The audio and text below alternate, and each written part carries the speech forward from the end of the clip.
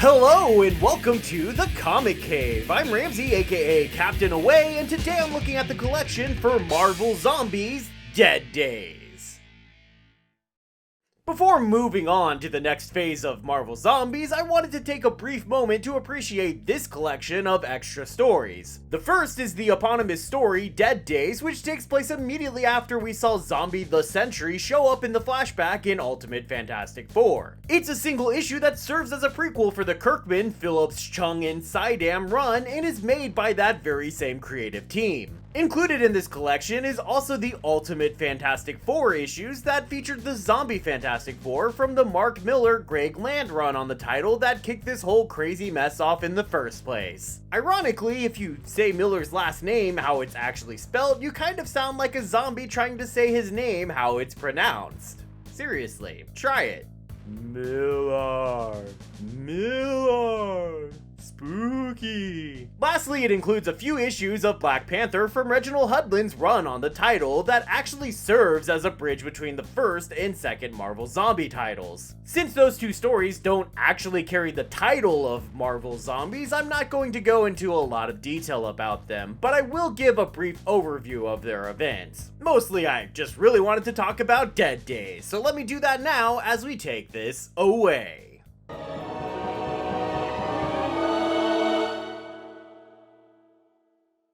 The comic opens on Spider-Man doing what only a spider can, which is swinging on a web, I guess. He's hurrying home because something's happening here and what it is ain't exactly clear, but it looks like what we do know is that Colonel America bit Spider-Man. What kind of behavior is that for a man-at-arms? Someone needs to demote that guy back to captain. The bite seems to be making Spidey really sick and he seems to vomit blood into his own mask, then suddenly attacks Mary Jane. Aunt May, who had gone to get something for Peter's wound, returns to find Pete standing over an already clearly dead Mary Jane, and if you read the first series or watched my review of it, hint hint, then you already know what's gonna happen next. I do like, in kind of a disturbing way, that in addition, this series shows Peter showing up to the Daily Bugle to attack J. Jonah Jameson, something that clearly is going to haunt him a lot less than his first two kills. Outside of Peter's little apartment, the world is in full swing of the zombie apocalypse, with the Avengers having been the first turned.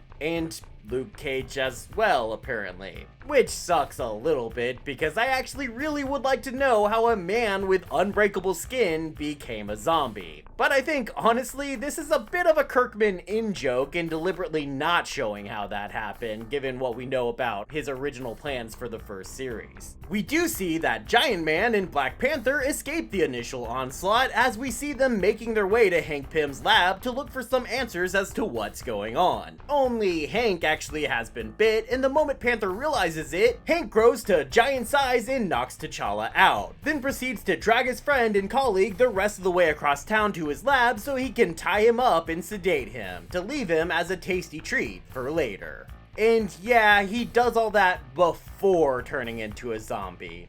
Told you this guy's a piece of shit. As for the rest of the Avengers, after some time feasting, Colonel America comes back to his senses enough to try and get his fellow heroes to stop devouring the innocent. Instead, he urges them onto Avengers Mansion where they can hopefully lock themselves away and get some answers about what has happened to them. That idea clearly doesn't get them very far though, because when we next see them, they've already killed and devoured poor Jarvis. Which is actually the biggest contradiction I see in this story. Giant Man told Spidey in the first series that Jarvis barely even put up a fight when he died, but you weren't even there, Hank, so how would you know? And while what happened to Jarvis may be messed up and gruesome, it's nothing compared to what's happening with the Fantastic Four. She-Hulk slipped through their defenses since she knew all the security codes for the Baxter building and ate the kids, Franklin and Valeria, the two children of Reed and Sue.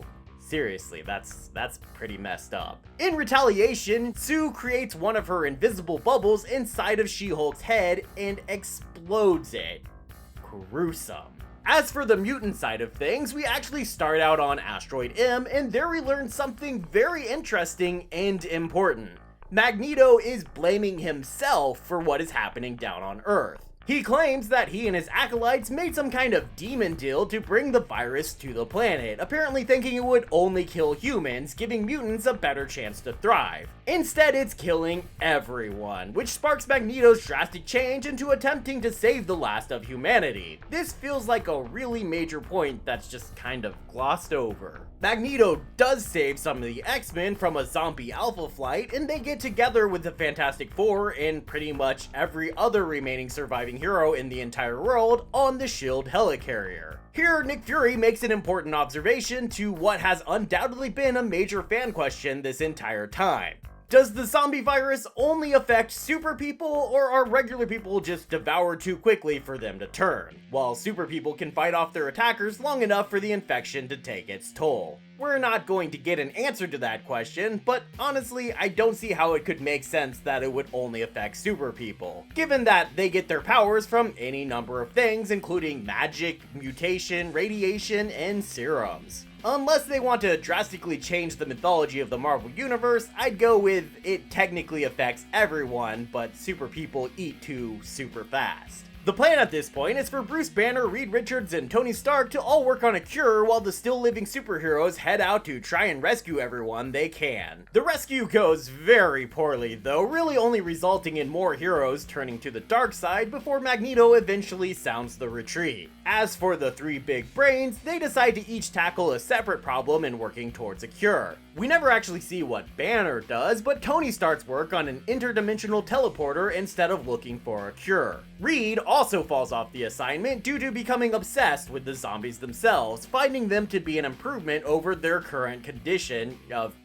being human. So he actually intentionally infects Sue, Ben, and Johnny, turning them into zombies, and then lets their bites turn him. That is just really screwed up, Reed. I really do feel like Kirkman is trying to emphasize that all the heroes of this world were already kind of not great people to begin with, even before they were zombies. So now even the last safe haven of the helicarrier is compromised. Once Fury realizes this, he orders Thor to destroy the transporter. But only moments later, the FF have managed to convert more heroes into super zombies. And without any further resistance, Zombie Richards makes plans to move the transporter to the Baxter building so they can work on spreading the gospel, as he puts it, to other worlds. Notably, this is the only time Kirkman uses that term, but it will become a big part of Van Linty's run following this. And that is where Dead Days ends, leading us, timeline-wise at least, into the Ultimate Fantastic Four issues. After some intro stuff dealing with other superhero problems, we see the teenage Reed Richards communicating with an older Reed Richards, who even uses a hologram of his son Franklin to convince the younger Reed of his reality. Of course, we know that older Reed is Zombie Reed, and by now we know what happened to Franklin, so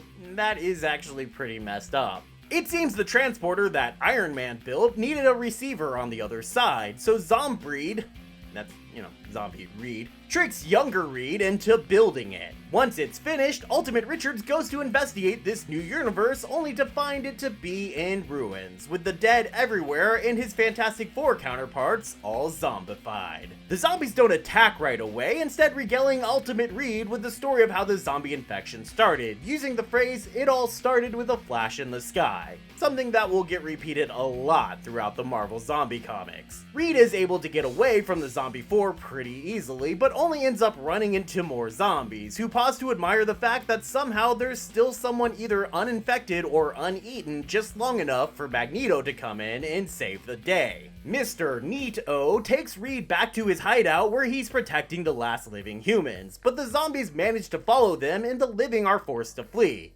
right into the arms of more zombies. Luckily, by then, the rest of the Ultimate FF have shown up to save the day. See, when the Ultimate team noticed that their Reed was missing, they found his teleporter device just as the Zombie FF were using it to travel to the Ultimate Universe. Sue, almost entirely by herself, managed to trap and disable the zombies, and then she, Ben, and Johnny all followed Reed through the teleporter. realizing where he'd obviously gone. So together again, they make their way back to the Baxter building, and I do love this moment where the thing hurls a truck through a wall so everyone can get inside the building, and then we cut to everyone just walking through the door that's apparently right next to the hole he just made. A friend of mine and I actually made almost this exact same joke in a Marvel Universe parody webcomic we had been making about a year or so before this issue would have come out, so it was extra hilarious for me to see it used in an official comic. Anyway, all working together, everyone gets up to the teleporter, gets all the humans back home, and Magneto stays behind so that the first Marvel Zombies series can start. There's a second story then that follows along from having the Zombie Fantastic Four locked up in the Baxter building. This one sees them attempt to escape despite being locked in a room that was designed to contain the Hulk. They eventually manage it while the Ultimate FF is gone, using a device that Zombie Reed claims to have managed to rig together from the pin and other items provided to them so they could have some degree of entertainment during their captivity. Although, while Reed claims they're teleporting out of there, it seems completely obvious, at least to me, that really they're just using Sue's ability to turn invisible to make it look like that.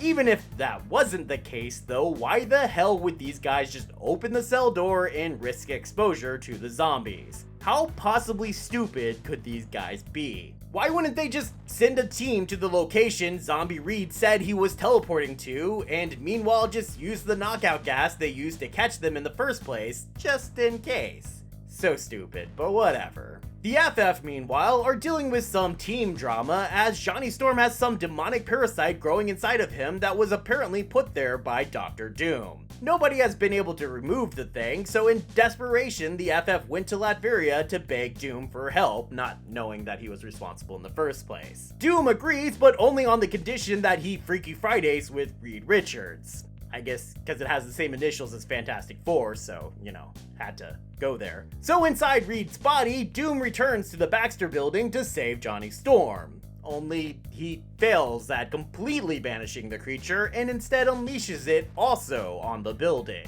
In the body of Dr. Doom, Reed then shows up and pretty much magically saves the day, banishing the creature and the zombies to some other demonic dimension, though he has to sacrifice himself to do it. But unable to let anyone show him up, even in self-sacrifice, Doom switches bodies back with Reed at the last moment, bringing a quick end to that storyline. The last story contained in this collection is about Black Panther, the regular Marvel Universe 616 version. After he married Storm, and after the then King and Queen of Wakanda joined the Human Torch and Ben Grimm in a new Fantastic Four, since Sue and Reed had been split away by the superhero Civil War. Using the magical King Solomon's frogs, the all-new half-different Fantastic Four were transported into the Marvel Zombies universe between the first and second volumes. They find themselves on that universe's version of the Skrull world, just as the mini Galactices, you know, these guys, just as they show up to devour the world. The zombies immediately start chowing down on the planet's population, and I really like how the artist here, Francis Portela, took the care of matching the characters to how they last appeared in Marvel Zombies. With Iron Man missing his lower half, Spider-Man missing his leg, and Wolverine and Luke Cage each missing an arm. Nice attention to detail. The Skrulls, realizing both the zombies in this version of the Fantastic Four are made up entirely of heroes from Earth, believe that the two groups are actually working together, and end up trying to fight both sides, though they don't seem particularly effective at defeating either group. Not a whole lot happens that affects the overall Marvel Zombie story though, other than that we do see the beginning of the infighting, and Spider-Man starting to regret how monstrous they've become. Also, at the end, they decide to use their Galactus-given powers to consume the entire Skrull planet altogether, which will somewhat reflect them eating Ego the Living Planet in Marvel Zombies 2. As the Skrull planet is devoured, the FF use the frogs again to blink on out of there and to parts unknown. And that brings an end to this little collection and brings us to the breakdown.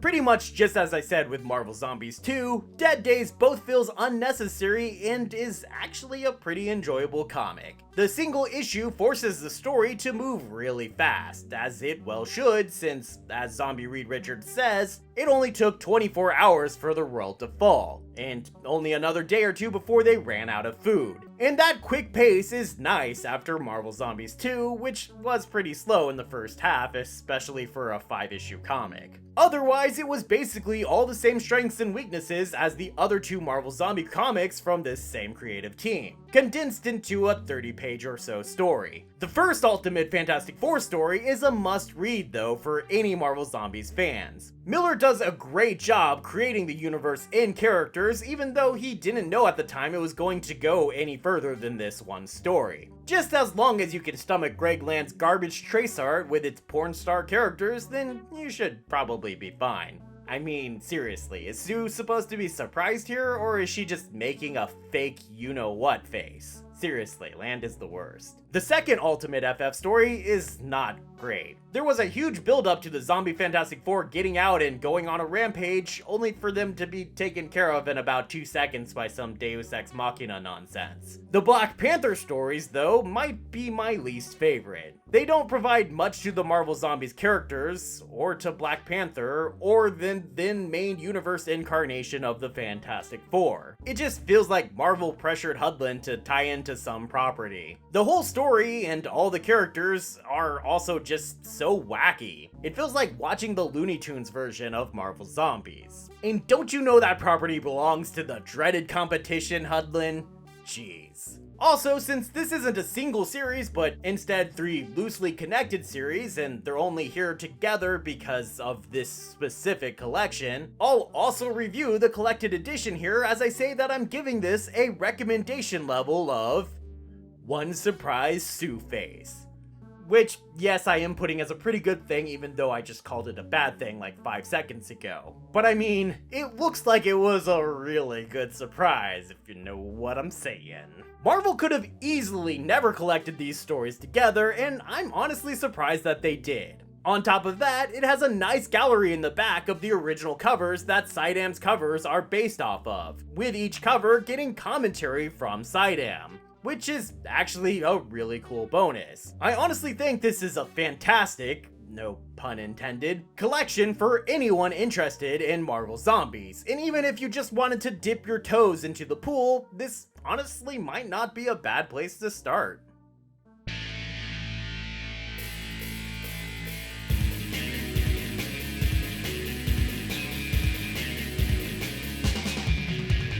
Thanks everybody for watching, and I hope you enjoyed this video. Unfortunately, it looks like that's going to be all the Marvel Zombies I can get to before the end of the month, which you can probably guess from the day that I'm posting this video. I do find myself really wanting to cover the rest of the Marvel Zombies series though, so I'll leave it up to you guys. Let me know in the comments below whether I should keep covering the rest of the series as kind of side videos over the next few months, or if I should go ahead and wait until next October when it's thematically more appropriate. If you did enjoy this video, or you want to see more, or you're just curious where I'm headed in the future, or you're just a nice person in general and not like those nasty zombie guys, then be sure you click the like and subscribe buttons to really help me out. I'm getting super close to hitting that big 1K and I can't wait. But even beyond that, if you click all those YouTube buttons, then you can make sure that you'll be here next time, and I hope to see you then, right here in the Comic Cave.